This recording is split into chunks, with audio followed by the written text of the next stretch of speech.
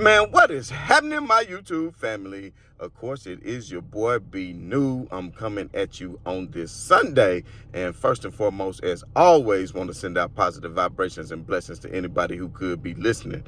Now, with all that being said, we all know that the Los Angeles Lakers were in action on Friday night, taking on none other than the Memphis Grizzlies in what was a pivotal Game 6 in order for them to close out the series, because we all know they did not want to go back to Memphis for a Game 7.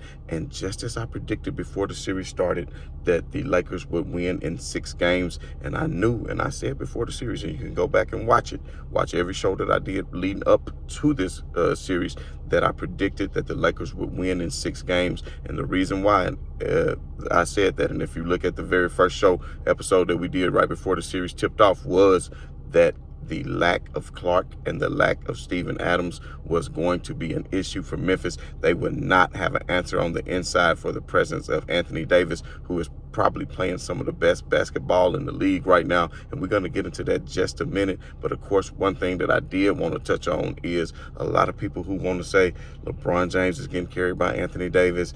Man, listen, it's a team sport. Everybody is out here to do a job. And LeBron James knew when he requested the Lakers management to go out and get Anthony Davis, this is the reason why. Because you need some kind of help on the defensive end of the floor, somebody who can shut down the rim and do all the things that Anthony Davis did. I mean, he might have only got 5 blocks, but he altered probably 15 shots. And even though, and let me point this out, even though LeBron James was the leading scorer in the series, mind you, he had the most points per game and the most total overall points in the series, even though it didn't feel like it because some of the poor games that he had. But let's not forget, Anthony Davis had I think Game 3 where he only scored 12 or 13 points. So at the end of the day, what was beautiful about this victory and this series win for the Lakers is every single game had a different high scorer for the Lakers in every single game.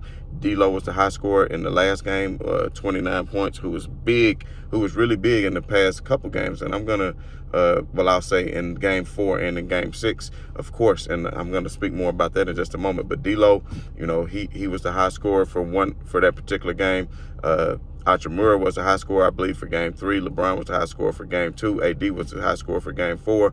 You just had basically 6 different players for the Lakers. Austin Reeves was a high scorer for another game. So that shows you the versatility of the Lakers. And I've been saying this leading up, and everybody who thought I was crazy, everybody when I was saying that the Lakers were going to have a real opportunity to make a championship run, thought I was crazy. But the reason why I said it was because all the things on their team that constitutes a championship winning or a championship contending team. And I'll break it down for you once again.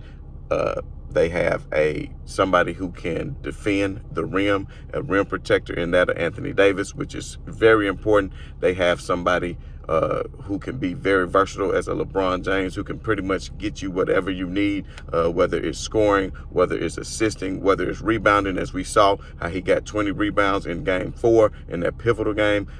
Then you have Austin Reeves, somebody who can create for himself and create for others. You have Dennis Schroeder, who is great off the bench as a point guard ball handler, and somebody who is a great point of attack defender, a great on-ball defender, just shows a lot of energy and effort whenever he's on the floor. Then, of course, you have D'Lo, who I wasn't high on, and I was really low on him on some games through this series. I'm not going to lie, but he stepped up enough in Games 4 and Game 6 to where I said, you know what? And speaking of that, I do want to bring up the fact that we know Kyrie Irving was in attendance, and I don't know, maybe Kyrie Irving needs to come to every game now, because if that is what is going to get D'Angelo Russell going, then Kyrie Irving, you need to show up at every game, because he probably said, hey, I'm an unrestricted free agent at the end of this year, but this is exactly where I want to be, because not just the fact that you in LA, the team that originally drafted you, but you in beautiful Los Angeles. As we all know, I love me some Los Angeles. I frequent there quite frequently throughout the year.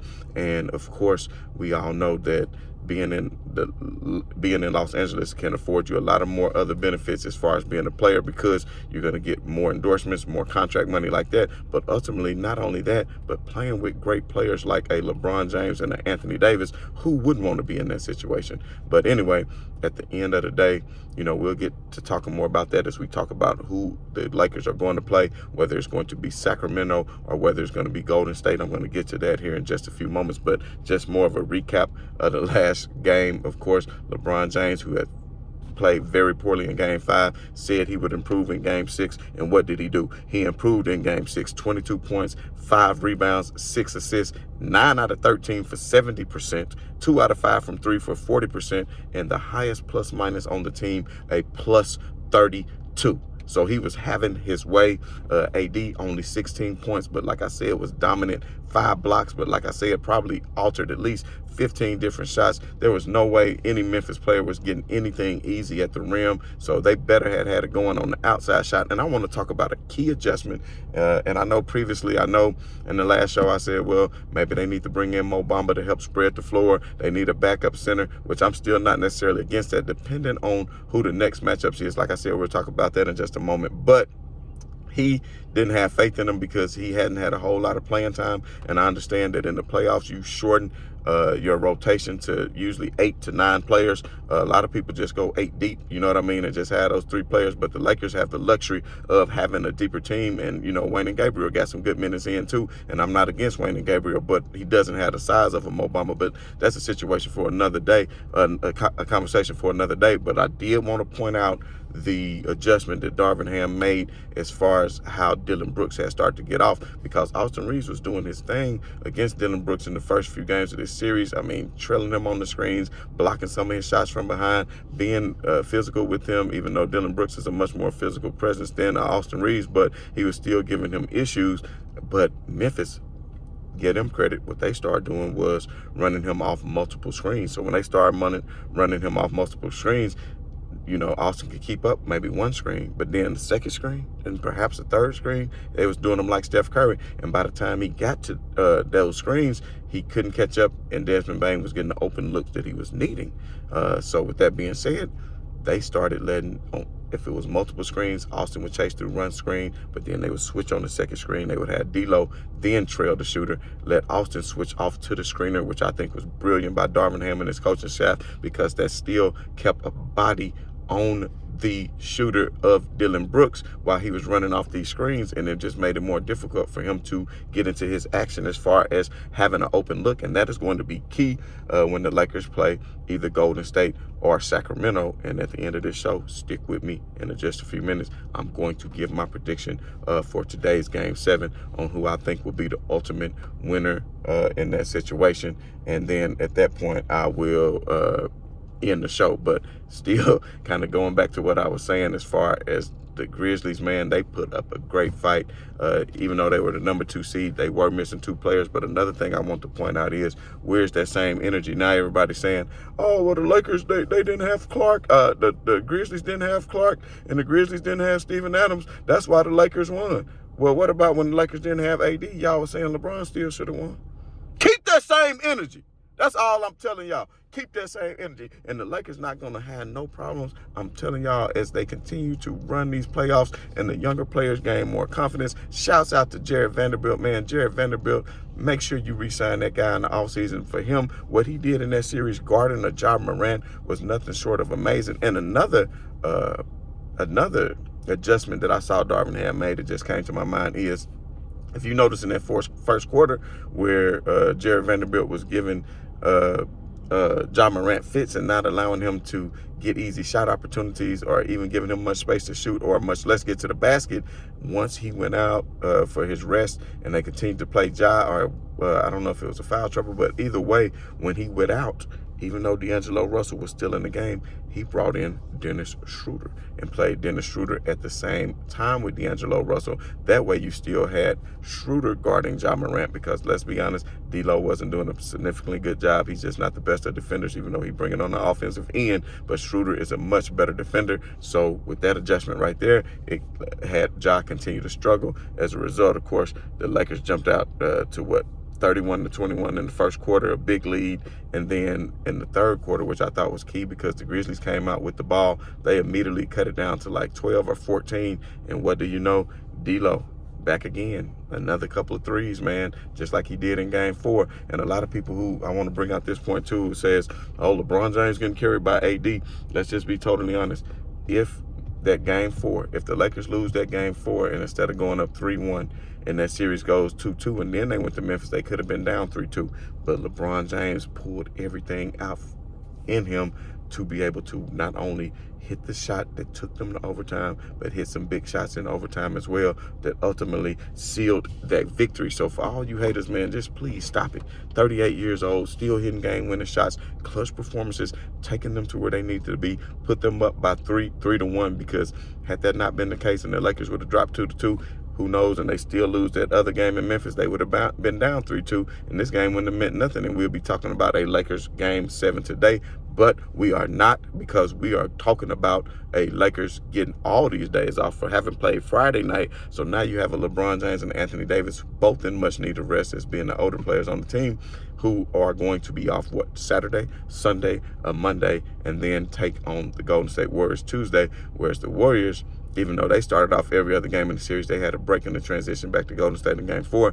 Now they've been every other game as well, playing a Game 7. Hey, if Golden State is to win, Draymond is a little bit longer in the tooth. Steph Curry and Klay Thompson, we know, a little bit longer in the tooth. That's going to have an effect on them as far as 7 games. But, you know, both teams will have the home court advantage over the Lakers, which that's why I kind of want the Lakers to get that 6th spot, because if they were in that 6th spot right now, you know, Golden State probably would have been the one that would have been in the play-in tournament. And if the chips would have fell the way they may right now, the Lakers would have had that home court advantage. But we know how much the home court advantage means to Golden State because they're great at home. But we just saw Sacramento steal a very pivotal closeout game that should have been a closeout game for Golden State, having won 3 in a row and winning one in Sacramento. So both teams showed that they were capable of winning on the other team's floor. That means the Lakers are just as capable as well. But what I'm trying to tell y'all right now is we talk a little bit of this matchup, which I don't want to get ahead of myself because there were some other points I want to make as far as the other game is concerned. But, you know, I'll go ahead and kind of get into the matchups, whether it's Golden State or whether it's Sacramento.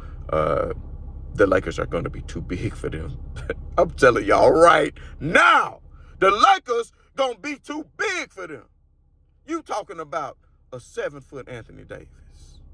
You talking about a 6'8", 6'9", whatever you want to call a LeBron James. You talking about a very tall wing defender in Rui Hachimura, who can come in and give you those minutes and play wing defense. Who is really worried about Andrew Wiggins when you have somebody like a Hachimura to come in and give him those fits? And then, dare I say this, I think, and I might get a lot of slack for this, but I honestly think Austin Reeves coming into his own is a better player than Jordan Poole. Now, Jordan Poole may be a better shooter from 3, and I don't even know that because I think Austin Reeves shot 40% from this year. I don't know what Jordan Poole shot from 3 this year. Somebody put it in the comments and let me know. But I'm telling y'all right now, Austin Reeves is way more in his bag when it comes to getting others involved. I might even say he's a top 15 dribbler in this league with his handles. People don't give him enough credit with his handles. He can really get through the screen action, the pick action, put defenders on his back. He knows how to draw contact. He can get other players involved, and he doesn't lack confidence. And to me, fam, that is a big thing. That is a big thing to me. So I'm gonna say Lakers in 6 regardless, baby. And if it's Sacramento, it's the same thing. And we saw the Lakers struggle with Sacramento earlier in the year, but they beat Sacramento a couple times. I want to say they beat Golden State every single time this year, and these was before the trade deadline.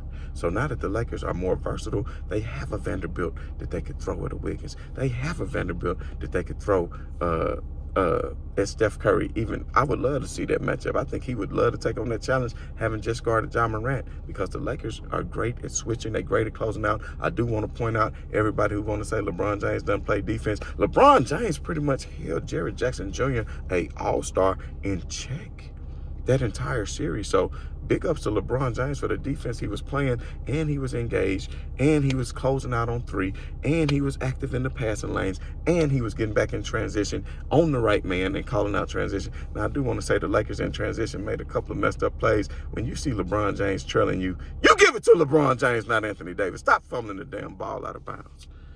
My bad, I just had to say that. But like I was saying, whether it's going to be the Sacramento Kings with Fox and Huter and Barnes and Murray, I don't care. They don't have the size to deal with the Los Angeles Lakers. And I'm telling y'all what, the Lakers is coming and they gunning, and you better start running, because they are, like I said, have everything to constitute a championship team. Man, it's crazy. It's my grandson's birthday today. Not sure if I'm even going to be able to watch the Game 7. I will record it and watch it later. I might have some comeback to say about that. I'm going to be tempted to watch it on my phone while we at the park. I'm going to be tempted to watch it on my phone while we at the park. But, man, I just want to say, everybody who stick with me, man, I appreciate y'all. Everybody who subscribed, if you haven't done so already, please hit that like. Please hit that share. Please hit that subscribe button, and most importantly, that notification button. I come to you almost every single day giving you a recap of Los Angeles Lakers basketball and any other games within the playoffs. And then in the offseason, we talk about GOAT debates, top 50 all-time players, anything pertaining to offseason signs, deals, looking into predictions for the season to go forward. And every once in a while, we'll touch on some NFL or some MLB. Every once in a while, it just depends. But this is you all's channel as much as it is mine. So I welcome any and all suggestions. I will be starting the live feed in the summer where we will have GOAT debates, and I will challenge any of you to come on here and debate if you would like. We're going to have a whole lot of fun. So like I said, if you haven't done so already, like, share, and subscribe. And as always, man, this is your boy B New. I'm saying right on to the real, and much love to these haters. I'm out.